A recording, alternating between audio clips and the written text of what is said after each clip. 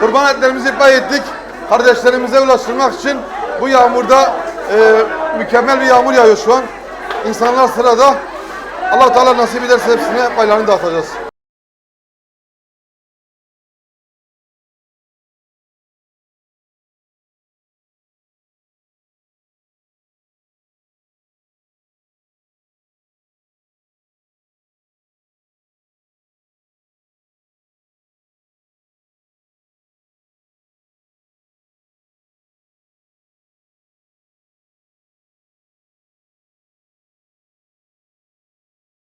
Selamun Aleyküm.